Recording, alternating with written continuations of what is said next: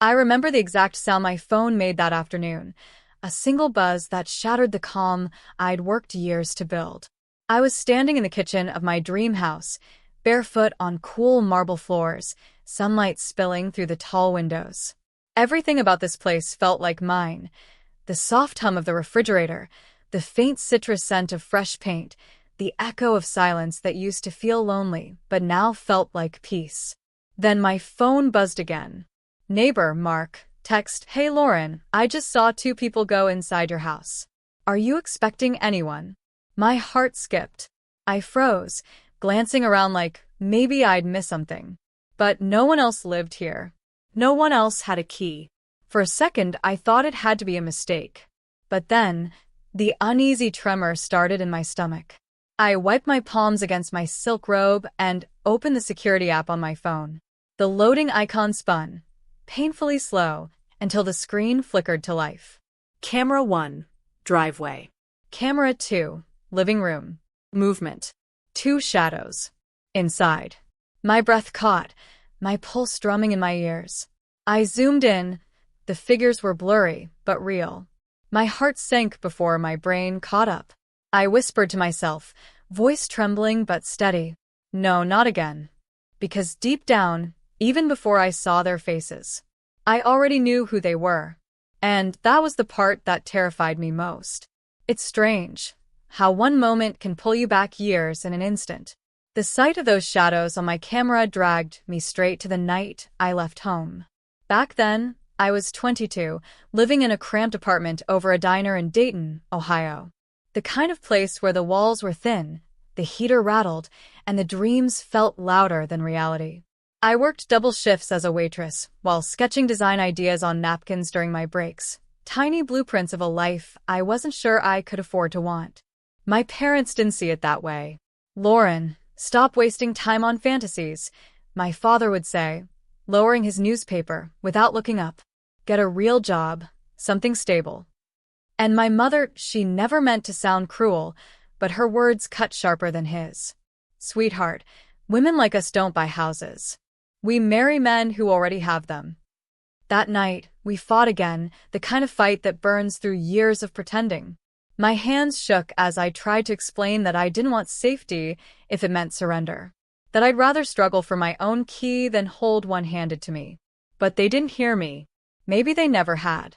When I finally walked out, I didn't take much, just a duffel bag, my old laptop, and a small silver key charm from my grandmother. It had been her gift before she passed, with a tiny note folded inside the box. "The right door will open when you build it yourself." I still remember standing in the freezing night air, that charm clutched in my palm, my breath turning white against the dark. I didn't have a plan, just a pulse and a promise. I looked back once at the porch, light glowing behind me. For a second, I almost turned around. But then I heard my grandmother's voice in my head, calm, steady, defiant. So I stepped forward. 1 block, then 2. And I didn't stop walking. Starting over wasn't pretty. It wasn't some movie montage with upbeat music and glowing city lights. It was bills stacked on my kitchen counter and rejection emails piling up in my inbox. For months, I lived in a 1-bedroom apartment that smelled faintly of coffee grounds and rain. I'd come home from my day job exhausted, kick off my shoes, and sit cross-legged on the floor sketching interior layouts on printer paper, the kind of homes I wished existed.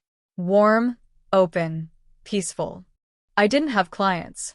I didn't even have a real business. Just a dream and a 10-year-old laptop that wheezed every time I opened Photoshop. Then one morning, everything shifted. I was at a tiny cafe downtown, sipping burnt coffee and working on my designs, when a woman in her 60s stopped beside my table. She was dressed elegantly, charcoal blazer, silver hair perfectly pinned back, the kind of presence that made you straighten your posture. "Those drawings," she said softly, pointing to my sketches. "They're beautiful. You have an eye for harmony." That woman was Evelyn Brooks, a retired architect with a quiet fierceness I instantly admired. She became my mentor. Evelyn didn't hand me opportunities. She handed me lessons. She taught me how to pitch myself without apologizing, how to read contracts, how to turn ideas into invoices. Don't chase approval, she'd say. Chase mastery. The world listens when you're good enough to stop explaining yourself. Those words became my compass. I spent nights designing mood boards, creating digital mock-ups, and cold emailing local realtors. I learned how to manage budgets, how to price my worth, how to keep promises to myself even when no one else believed in me. My first big break came from a small real estate agency that needed help redesigning their office. They couldn't pay much, but I took it anyway. I poured my heart into every detail, staying up till dawn choosing paint palettes and lighting concepts. When they unveiled the finished space, clients lined up outside the door. That job led to 3 more, then 5, then 10. Within 2 years, I had a growing interior design firm, small but steady. I hired 2 assistants, 1 accountant, and for the first time in my life, I didn't panic opening my bank app. But I kept it quiet. No social media flexes. No bragging. No updates for my family. When they asked, I said, I'm doing fine. Because I didn't want congratulations. I wanted peace. And when the time finally came, after years of saving, planning, and driving past neighborhoods I couldn't yet afford, I stood outside a cream-colored house on Willow Lane. White columns, wraparound porch, big kitchen window that caught the morning sun. The realtor smiled, holding out the papers. Ready to sign, Ms. Hayes? I nodded, pen trembling slightly in my hand. As I wrote my name, I felt tears press against my lashes, not sadness, but relief. This wasn't luck. This was the door I built myself. I don't remember the drive back to the house, only the pounding in my chest and the dull roar in my ears. My neighbor's warning still echoed in my head. 2 people. Inside. As my car turned into Willow Lane, everything looked too calm. The late afternoon sun glowed gold against the porch columns.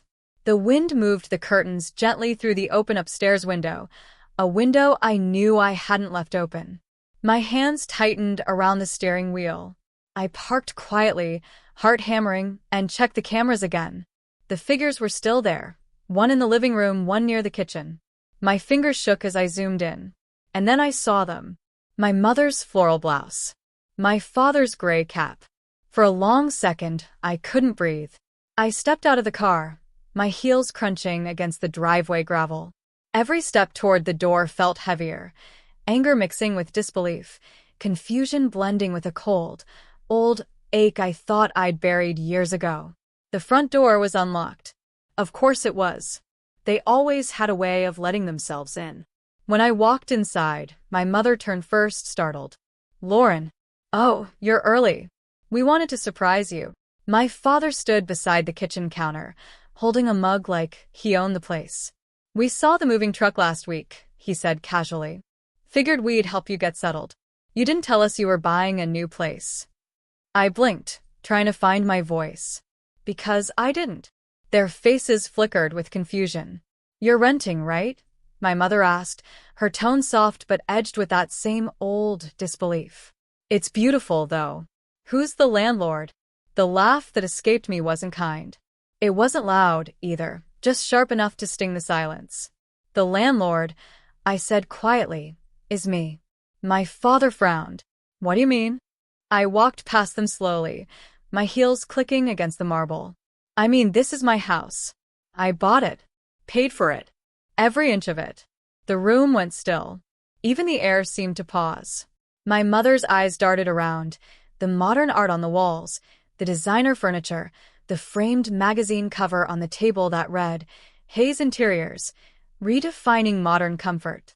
Her hand trembled slightly as she picked it up. Lauren Hayes Interiors, that's you? I met her eyes. It always was. They both stared at me, stunned, guilty, small. The same people who told me I'd never make it on my own were now standing in the proof that I had. For a moment, no one spoke. Just the ticking of the wall clock, the faint hum of the AC, and my mother's shallow breathing. Finally, my father broke the silence. You should have told us. I tilted my head slightly. Would you have believed me? His lips parted, but no words came. The truth hung between us, heavy but liberating. I let the moment linger, then said softly, You know, when I bought this house, I promised myself it would be a place of peace. No yelling, no shame, no guilt. I turned toward the window, sunlight warming my face. If you're going to be here, it has to stay that way. Neither of them moved. My mother just nodded slowly, her eyes wet. My father looked at the floor, silent for once. For the first time in years, I didn't feel like their daughter standing in front of them. I felt like me, and it felt powerful. The next morning, the house felt different. Still beautiful, still quiet, but charged with an energy that wasn't there before. I found my parents sitting at the breakfast table, two untouched mugs of coffee between them. They looked smaller somehow, like the walls that once made them seem invincible had finally cracked. I sat across from them, calm, steady. "You don't need to apologize," I began softly. "Not for not believing in me. Not even for walking in uninvited. But if you're going to stay in my life, or in my home, things have to change." My mother's eyes met mine. Change how? I took a slow sip of coffee, letting the silence settle before speaking. First, no more judgment. I'm not the same girl who needed your permission to dream. I don't need approval to breathe. My father shifted uncomfortably. I kept my tone even. Second, no rewriting the past. We don't get to pretend that what you said didn't hurt. But we can start building something honest now. They both nodded faintly, still unsure where I was going. I looked between them, not angry, just certain. And third, I want you to start living your own dreams again. Dad, you always said it was too late to start that small repair shop you wanted. Mom, you used to paint. I want you both to do those things. Because control isn't love. And regret isn't home. My mother's lip trembled, tears welling up. "You sound like your grandmother," she whispered. I smiled faintly. Maybe I finally understand her. My father cleared his throat. We didn't mean to make you feel small, Lauren. We thought we were protecting you." "I know," I said quietly. "But sometimes protection is just fear dressed as love." The words hung there, gentle but undeniable. I reached into my pocket and placed something small on the table. The silver key charm. The same one my grandmother had given me. "She told me the right door would open when I built it myself," I said. And she was right. But now that it's open, I want you to walk through too. Not as the people who doubted me, but as the ones who can grow with me. For a long moment, none of us spoke. My mother reached out, her hand hovering before finally resting over mine. My father exhaled deeply, eyes glassy but proud. In that stillness, something shifted. Not forgiveness, not yet, but understanding. I stood, pushing my chair back gently. "This house is my peace. If you want to be part of it, you're welcome. But the rules stay." My mother nodded, voice barely above a whisper. "We'll try." And for the first time, I believed her. Weeks passed. The house no longer felt haunted by old memories. It breathed again. Light poured through the windows differently, softer somehow, like even the walls had forgiven something. My parents began to change in small, almost imperceptible ways. My mother started painting again, just little canvases at first. She'd set up in the sunroom with her coffee, soft jazz humming from her phone. The scent of acrylic and peace filled the air. My father spent his mornings tinkering in the garage, fixing old tools, talking about opening a small workshop just for fun. For the first time, I believed he might actually do it. There were still awkward silences at times. Unspoken history doesn't vanish overnight, but the sharp edges had dulled. What remained was something gentler, something closer to truth. One evening, as the sun melted into the horizon, I found myself standing in the living room, the same spot where I'd first seen their shadows on the security camera. The memory felt distant now, like a storm that had passed. On the mantel sat the silver key charm. It caught the fading sunlight, shimmering softly, just as it had the night I left home. I picked it up, turning it in my hand. That key had once symbolized survival, a promise to build my own door when none would open. Now, it meant something different. Not escape, not defiance. Peace. Evelyn's words echoed in my mind. Don't chase approval. Chase mastery. And my grandmother's. The right door will open when you build it yourself. They were both right. But what I hadn't realized until now was that sometimes after you build your own door, you get to decide who's allowed to walk through it. I walked to the front window, gazing at the street outside, quiet, bathed in the last gold of evening. Somewhere down the block, my neighbor Mark waved from his porch, a knowing smile on his face. I smiled back.